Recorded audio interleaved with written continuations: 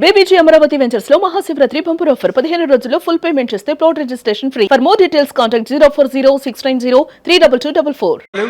ఇప్పుడు ఆంధ్రప్రదేశ్ రాష్ట్ర జలవనరులు నీటిపారుదల శాఖ మంత్రివర్యులు నిమ్మల రామానాయుడు గారు మాట్లాడతారు.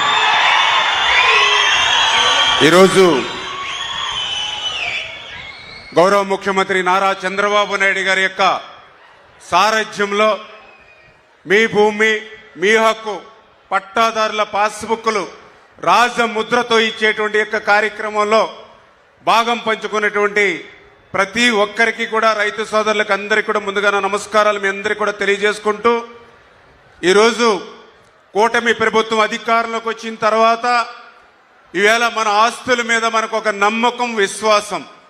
ఎందుకంటే మన తాత తండ్రుల దగ్గర నుంచి వారసత్వంగా కానీ మన కష్టార్జితంతో వచ్చినటువంటి ఆస్తులు కానీ ఈరోజు మన చేతిలో ఉన్నవి మనవ అనేటువంటి అభిప్రాయం, విశ్వాసం ఇవాళ పాస్బుక్లు చూస్తుంటే మనందరూ కూడా కలుగుతున్నటువంటి పరిస్థితి. ఎందుకంటే గతంలో మనందరం కూడా చూసాం, ఆ రోజు జగన్మోహన్ రెడ్డి ఫోటోతో ఉన్నటువంటి పాస్బుక్లు చూస్తే ఇది నాదా జగన్మోహన్ రెడ్డిదా అని ఒక భయం వాళ్ళలో కలిగేటువంటి పరిస్థితి. డాక్యుమెంట్లు చూస్తే వైఎస్ఆర్సీపీ రంగులతో డాక్యుమెంట్లు, మన డాక్యుమెంట్లు చూస్తే ఇవి మనవా వైఎస్ఆర్సీపీ పార్టీ నాయకులు అనేటువంటి ఒక భయం కలిగేటువంటి పరిస్థితి ఉండేది. మన పొలం దగ్గరికి వెళ్తే అక్కడ ఉన్నటువంటి జగన్మోహన్ రెడ్డి ఫోటోలతో ఉన్నటువంటి సరిహద్దు రాళ్లు చూస్తే ఈ పొలం నాదా లేదా రేపొద్దు భవిష్యత్తులో జగన్మోహన్ రెడ్డి వైఎస్ఆర్సీపీ అంటారా అనేటువంటి ఒక భయం కలిగేది. ఎందుకంటే 5 సంవత్సరాల వాళ్ళ అరాచకత్వమైనటువంటి పాలనలో ఆ రోజు అటువంటి భయం మన అందరిలో ఉన్నటువంటి పరిస్థితుల్లో మళ్ళీ ఈరోజు అటువంటి వాటికి తావు లేకుండా ఈవేళ రాజముద్రతో గవర్నమెంట్ ఆఫ్ ఆంధ్రప్రదేశ్ ఈరోజు పట్టాదారు పాస్బుక్లు ఇస్తూ ఉంటే ఈవేళ మన ఆస్తులకి మనకు ఒక రక్షణ కలిగినటువంటి పరిస్థితి. లేని పక్షంలో మరి గతంలోనేటువంటి పాస్బుక్లైనా గతంలోని డాక్యుమెంట్లైనా వైఎస్ఆర్సీపీ పార్టీ కార్యాలయంలో రిజిస్ట్రేషన్లు చెల్లుబాటు అవుతాయేమో తప్ప రిజిస్టర్ ఆఫీసులో చెల్లిపోయేటటువంటి పరిస్థితి లేదు. కానీ ఈరోజు ధైర్యంగా ఈరోజు మన పాస్బుక్లతో మన ఆస్తుల్ని రక్షించుకుంటూ మన రిజిస్టర్ ఆఫీసుల్లో లావాదేవీలు చేసుకునేటువంటి అవకాశం ఈరోజు గౌరవ ముఖ్యమంత్రి నారా చంద్రబాబు నాయుడు గారు ఇచ్చారనే విషయాన్ని స్పష్టంగా గుర్తు చేసుకుంటూ, మరి ఇటువంటి రైతాంగానికి అండగా ఉండాలి, తోడుగా ఉండాలనేటువంటి ఉద్దేశంతో మరి ఈవేళ ఇరిగేషన్ శాఖకు ఆంధ్రప్రదేశ్ రాష్ట్రంలో అత్యధికమైనటువంటి ప్రాధాన్యత ఇస్తున్నటువంటి ప్రభుత్వం ఈరోజు తెలుగుదేశం, జనసేన, బీజేపీ కూటమి ప్రభుత్వం.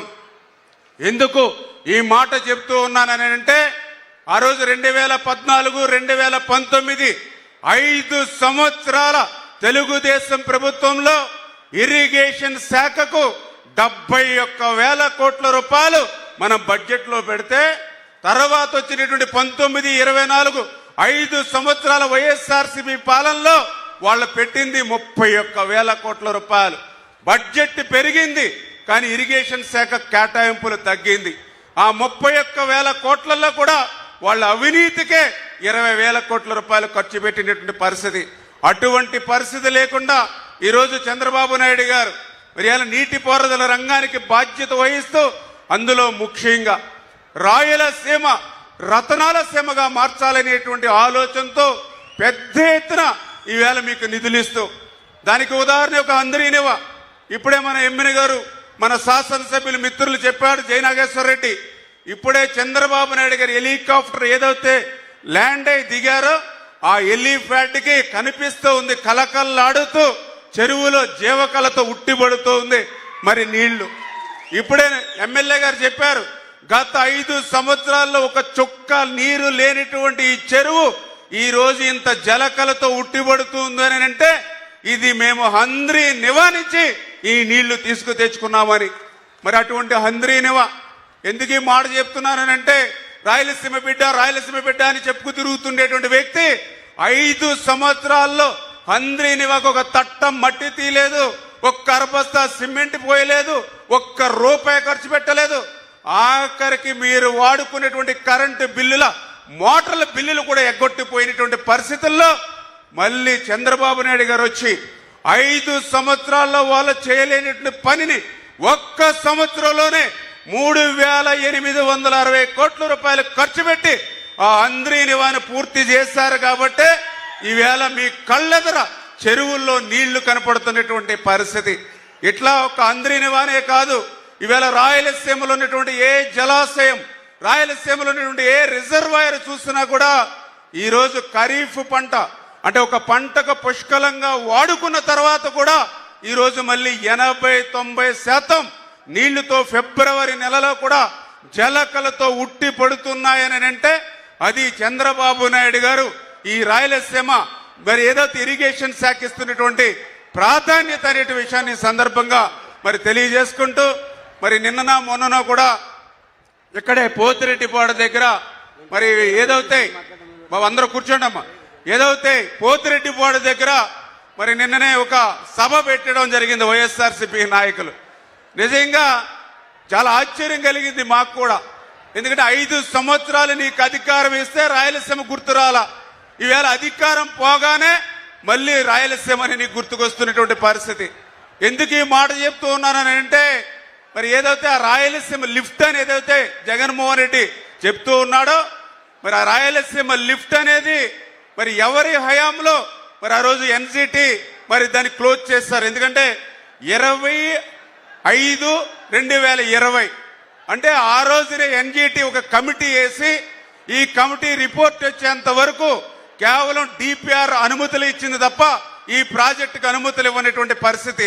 ఆ రోజు ముఖ్యమంత్రిగా ఎవరున్నారో ఈవేళ వైఎస్ఆర్సీపీ నాయకులు సమాధానం చెప్పవలసినటువంటి పరిస్థితి ఉంది.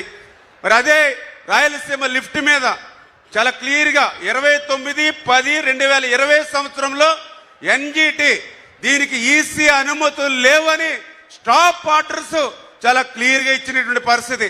ఆ యొక్క 2020 సంవత్సరంలో ముఖ్యమంత్రిగా ఎవరున్నారో మరి ఈవేళ వైఎస్ఆర్సీపీ నాయకులు సమాధానం చెప్పవలసినటువంటి పరిస్థితి ఉంది.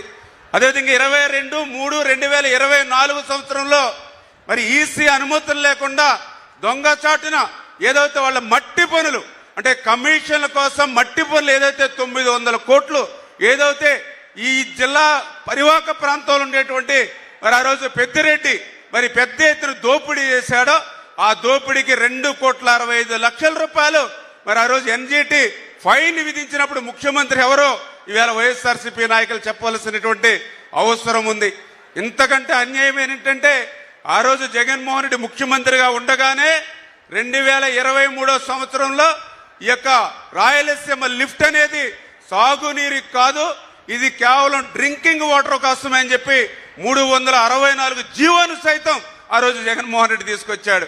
అంటే ఈ రకంగా 5 సంవత్సరాల అధికారంలో ఉండి 4 సంవత్సరాలు ఈ లిఫ్ట్ ఈసీ క్లోజ్ చేస్తే నిమ్మకు నీరెత్తినట్లు తాడే పిల్లలు నిద్రపోయి ఈవేళ అధికారం పోయిన తర్వాత మళ్ళీ ఈరోజు ఇక్కడ ప్రజల్ని అబద్ధాలు అసత్యాలతో నమ్మించాలనేటువంటి మోసం దగా ఏదైతే ఈవేళ వైఎస్ఆర్సీపీ చేస్తూ ఉందో మరి దాన్ని అంతటినీ కూడా మనం కూడా ఎప్పటికప్పుడు ప్రజల్ని అప్రమత్తం చేయవలసినటువంటి అవసరం కూడా ఉంది అనే విషయాన్ని కూడా ఈ సందర్భంగా మరి తెలియజేసుకుంటూ మరి అదేవిధంగా ఇక్కడ కర్నూలు వెస్ట్ ప్రాంతం మాకు నారా లోకేష్ బాబు గారు కూడా ఆయన పాదయాత్ర యువగళం పాదయాత్రలో కూడా ఇక్కడ ప్రజల కష్టాలు కన్నీళ్లు దగ్గరుండి లోకేష్ గారు చూశారు. ఈ ప్రాంతం నుంచి వలసలు పోవడానికి కూడా ఆయన పాదయాత్రలో చూశారు. అందుకే మమ్మల్ని కూడా 4-5 సార్లు స్పెషల్ గా ఈ యొక్క వెస్ట్ ప్రాంతం కర్నూలుకి ప్రాధాన్యతనివ్వండి సాగునీటి రంగంలో అని లోకేష్ బాబు గారు కూడా మాకు చాలా సార్లు ఆదేశాలు ఇవ్వడం జరిగింది, ఆయన చర్చించడం జరిగింది. అందుకే గౌరవ ముఖ్యమంత్రి గారు కూడా మరి ఏదైతే ఈ గుండ్రేవులు కానీ అదేవిధంగా వేదావతి కానీ గురు రాఘవేంద్ర కానీ ఏదైతే ఈ ప్రాంతానికి ఒక సస్యశ్యామలం చేసేటువంటి విధంగా ప్రాజెక్టులు ఏవైతే ఉన్నాయో మరి ఆయన కూడా ప్రాధాన్యతనిస్తూ వేదావతిని కూడా ఆల్రెడీ మొన్ననే మాకు రివ్యూలో కూడా అది ప్రాధాన్యత పెట్టే ఆ ప్రాజెక్టు యాక్చువల్గా గత ప్రభుత్వం క్యాన్సిల్ చేస్తే మళ్ళీ మన ప్రభుత్వం వచ్చిన తర్వాత దాన్ని పునరుద్ధరించి ఆ పనులు కూడా పూర్తి చేస్తూ ఉన్నాం. ఈ రకంగా మరి చంద్రబాబు నాయుడు గారి ఆధ్వర్యంలో రేపు భవిష్యత్తులో రాయల కాలంలో ఏ రకంగా అయితే రాయలసీమ రత్నాల సీమగా విరజిల్లిందో మళ్ళీ చంద్రబాబు నాయుడు గారి హయాంలో ఈ రాయలసీమ రత్నాల సీమగా మారుతుంది అనే విషయాన్ని మరొక్కసారి మీ ద్వారా అందరికి కూడా తెలియజేసుకుంటూ సెలవు తీసుకుంటున్నాం. Thank you. ధన్యవాదాలు. ఇప్పుడు అదిగో మన ముందుకు రానున్నారు తెలుగు ప్రజల ఇంటింటా ప్రగతి